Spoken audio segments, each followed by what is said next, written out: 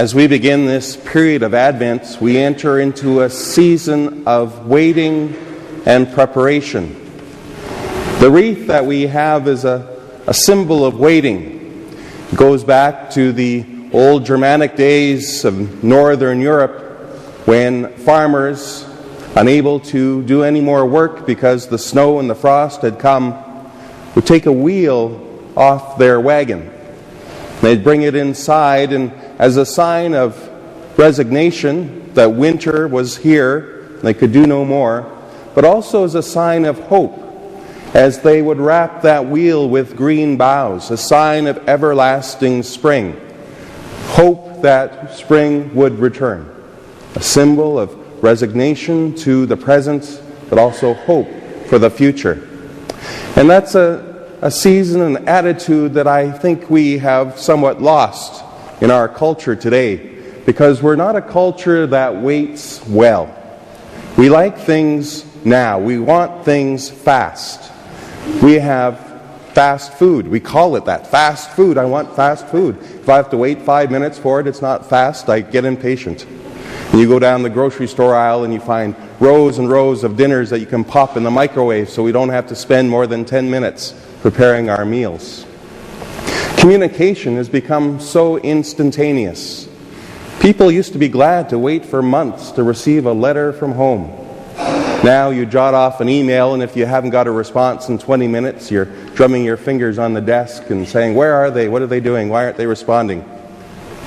And even our entertainment. I read somewhere that in the days of vaudeville, when entertainment troops would wander across the country, village by village, they said a good joke in the days of vaudeville had a 2-year lifespan. 2 years for everyone to hear that joke. Today, on the internet, if you see a good joke and you pass it around, they say it's lucky if it takes 7 days to get around the world. So you have to be really fast to entertain people at the dinner table. They all say, oh, I've heard that one before. And I'm guilty myself. I have a hard time waiting. And so as I was growing up, the season of Advent was particularly cruel on me in my home, because my mom and dad, they took it very seriously. One of the things that my mom would do would use the season of Advent to prepare the house for Christmas. She baked a lot of cookies. And the aromas would be wafting through the house for 4 weeks because she made batches and batches of all different kinds of Danish cookies. And we weren't allowed to lay a finger on the cookies. We could not touch them until Christmas. They'd go in these ice cream pails and the masking tape around and around and around. She'd write her name across the masking tape so that we couldn't do it up again. And the only exception was on the Sundays of Advent. We'd have a nice dinner together, a family dinner, and we'd light the candle. The wreath would be on the kitchen table.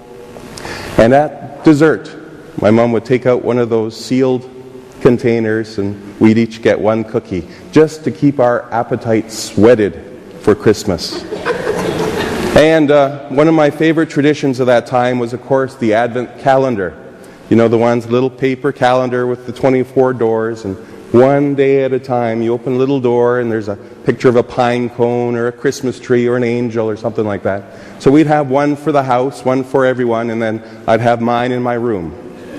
And on December 4th, every door would be open because I couldn't wait. And I continued that tradition. When I left home, my mom would send me a little Christmas tree for my first bachelor apartment with 24 little gifts hanging from the boughs, a little candy wrapped in foil or a loonie that I could do my laundry with. So these little examples of helping us wait are wonderful, but it's just a reminder that normally we don't do it well.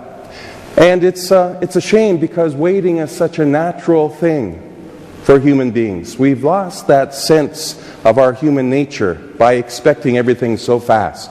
Because when you think of some of the most important things that we do, we need to wait for them. I think of the farmer that puts a seed in the field in the springtime. Certainly a farmer's time is spent busy during the summer, fertilizing, irrigating, all the things that must be done, but there's nothing that you can do that will speed up that seed. It takes its course. And the farmer must wait for the weather, about which he or she can do nothing, must sit and wait for that crop to germinate and grow and finally be ready for harvest. A woman expecting a child, 9 months of waiting, nothing she can do but read books about how to be a good mother, read to her child in the womb, listen to music, but all it is about is waiting in hope, waiting for the day when we will see that child face to face. So it's natural for us to wait. And it's something that we are all doing, whether we think about it or not. The readings today are filled with stories of waiting.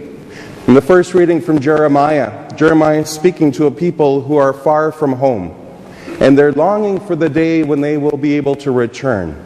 They're in exile, and the things that they long for are far away from them.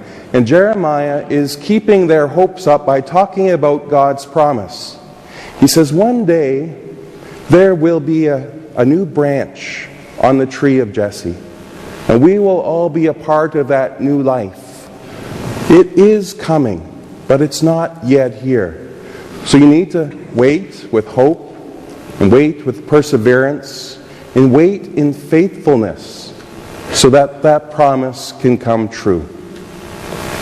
And in the gospel today, Jesus, through the words of Luke, is talking about the end of time. One day when this earth will no longer exist and a new age will be ushered in. And it's a promise that we still wait for. And we long for it in a sense. We don't want to go through the tribulations, that's natural.